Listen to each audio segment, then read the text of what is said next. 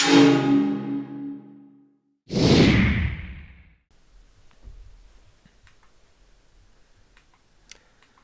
matter is anything that has mass and takes up space. Mass is a measure of the amount of stuff or material that the object contains, and volume is a measure of the space occupied by the object. So another way of saying this is matter is anything that has mass and volume. So when we're describing matter, there's two different categories of properties that we can use to describe matter. First one is extensive. This is when the property depends on the amount of matter in the sample. For example, mass, volume, or calories.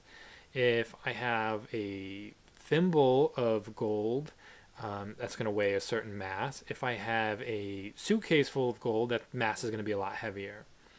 So the matter depended on how much of it I had, not what I had. Same thing with calories. If I eat a small sandwich, I'm going to gain a certain amount of calories. If I eat a giant sub, I'm going to have a lot more calories in that sub.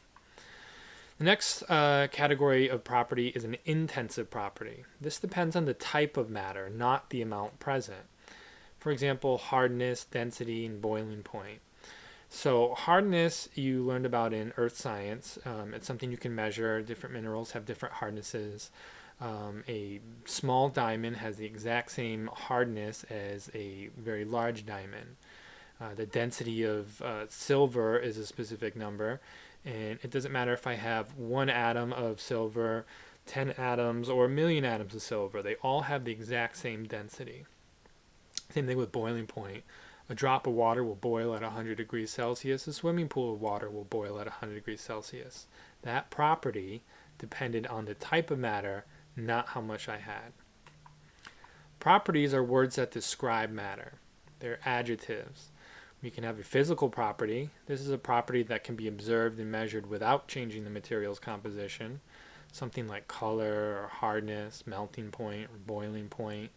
If I look at gold and see that it's gold colored, when I'm done looking at it, it's still gold. I didn't change its composition. If I melt an ice cube, when I'm done, I have liquid water. It's still water. It was frozen water as an ice cube, but now it's liquid water. It's still water, though. I didn't change its chemical makeup. We also have chemical properties. This is a property that can be observed by changing the composition of the material. This implies a chemical reaction, like burning or decomposing or reacting with something. Those are all indicators of a chemical property. So let's look at an example question. This is a old Regents question. Which statement describes a chemical property of silicon? Go ahead and pause the video and try to answer this question. The answer is 4. Silicon reacts with fluorine. So remember, to see a chemical property, you have to do a chemical reaction or a chemical change. Reacts with should be the clue there. Silicon reacts with fluorine. When it's done, it's no longer silicon. It's silicon fluoride. Let's look at our other choices. Number 1, silicon has a blue-gray color. When I look at it and I'm done looking at it, it's still silicon. I just noticed its color. Silicon is a brittle solid at 20 degrees Celsius. If I break it apart and brittle, if I break it with my fingers, it's still silicon. It's just a smaller piece of silicon. Silicon melts at 14 degrees Celsius. When it's melted, it's still silicon. It's just liquid silicon, but it's not a different chemical. Let's look at states of matter next. You probably remember all of these from middle school. We have solid. This is a type of matter that can't flow. It has a definite shape and a definite volume. What I'm going to show you here next is what we call a phase diagram. So this is the reaction chamber. It's closed, and inside of it we have atoms of a material, and right now it's in its solid state. It has a definite shape like a block and a definite volume, meaning it takes up a specific amount of space. We can measure it if we want to. And it's not flowing. The little particles aren't moving past each other. They're locked in place in this rigid, what's called a crystalline repeating structure. Next we have liquid. Liquids have definite volume, but they take the shape of their container. And they do this because the particles start to flow. The atoms start moving past one another, and they slip and they slide, and they're eventually going to spread out to the bottom of the container. Now it's going to have a definite volume. It's not going to spread out any further than the container, so the volume will always stay the same.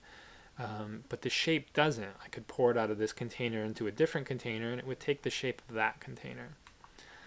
And last we have gas. Gas is a substance without definite volume or shape, and it can flow. So the particles are moving, they're moving past each other, and they're no longer attached like they were in solids or liquids. They're now free to move and spread out, and that's why they don't have a definite volume. They'll take the volume of whatever container they're in. We should also bring up vapor here. So a vapor is a substance that is currently a gas, but normally is a liquid or a solid at room temperature. So in our reaction chamber here, we have a vapor because it was a gas, it was a solid and then a liquid, but now it's currently a gas. So for example, we'd say water vapor, not water gas, because water is normally a liquid or at room temperature, but if you heat it up, you can turn it into a vapor.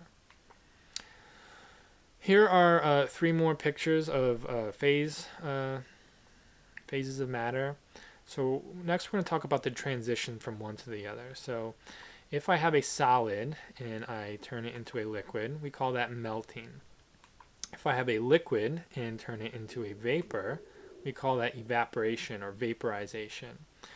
You also need to be able to know what the phase changes are going backwards. So if I take this vapor and I cool it down, it can become a liquid through the process of condensation, or we say it condenses into a liquid. And if I take that liquid and cool it down even further, it will eventually freeze into a solid. We also have some matter can go straight from a solid to a gas phase, skipping the liquid, and we call that sublimation. Not everything can sublime, but a couple things can. So what we have next is a video showing a little example of sublimation. In this video, we're going to look at the sublimation of iodine. So when we add solid iodine to hot sand, we have a hot plate underneath there, you can see right away we start getting a purple gas. That is iodine gas. And with sublimation, we're going directly from a solid to a gas without passing through a liquid phase. So you can see here that after a while, when that gets even hotter, we get a lot more of that purple iodine gas, which is escaping through the top of the beaker. So we can actually capture that gas. Right now it's escaping through the top of the beaker, but we can put a piece of glass on there, a watch glass, with ice on it, and that's really cold, and that's going to change the iodine gas back to a solid.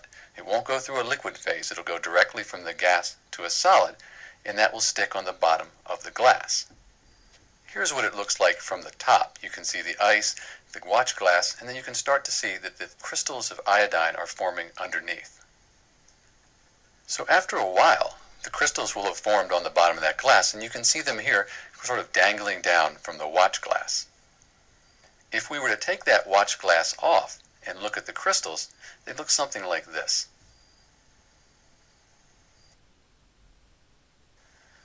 So here in this video, I'm actually taking the watch glass off. You can see the iodine gas escaping, and then you can see those iodine crystals there.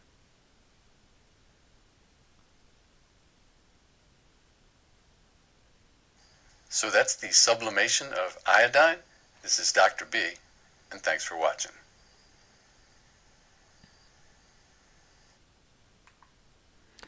Okay, let's look at this chart. These are properties of matter that you should probably know. Some we talked about, some we haven't. You should copy this down in your notebook for use later. So solids have a definite volume, so do liquids, but gases do not. Solids have a definite shape, liquids don't, and neither do gases. If you heat a solid, the result of a temperature increase is a small expansion. Mechanics use this when they're trying to get bolts off of parts of cars if they're stuck, if it's too rusted on. If you heat it with a little blowtorch, the solid expands a little bit, and it's just enough to get a wrench on it and pull that bolt off. Liquids also have a small expansion at a temperature increases. Gases have a large expansion with a temperature increase.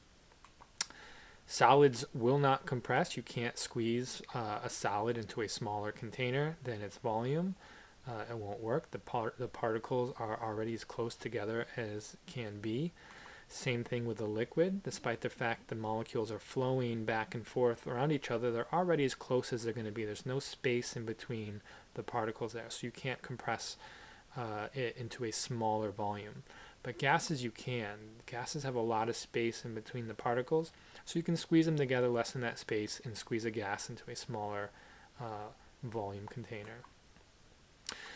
All right, next we're going to look at physical and chemical changes. A physical change is a change with the visible appearance without changing the composition of the material. So you do a change, but when you're done, it's still made up of the same chemistry. Changes like boiling, melting, cutting, these are all physical changes. If I boil water, it's still water. If I melt metal, it's just now liquid metal. If I cut a piece of wood, it's just a smaller piece of wood. I didn't change its chemistry, I just changed its appearance. A chemical change is a change where a new form of matter is formed. So you are doing a chemical reaction like rusting, burning, decomposing. Any kind of chemical reaction is a chemical change. When you're done, if the products have new and different properties in the reactants, you've done a chemical change. Here's an example question from an old Regents. Which process is a chemical change? Go ahead, pause the video, think about it, and I'll restart the video and talk about the answer. Okay, so let's look at number one, evaporating an alcohol. If I take alcohol that's liquid and I evaporate it into a vapor, it's still alcohol. I didn't change it chemically, I just changed its state of matter. So that's not an answer. Number two, subliming of iodine. If I turn iodine solid straight to a gas, it's still iodine, it's just now gaseous iodine. Melting an ice cube. If I melt an ice cube, it's now just liquid water. I didn't change its chemistry. So the answer is obviously 4, rusting of iron. If you rust iron, you then turn it into iron oxide, which has new and different properties than iron. So let's wrap things up here. Matter is anything that has mass and takes up space. The properties can either be physical or chemical. A physical property is observable without a chemical change, and a chemical property is observable only with a chemical change.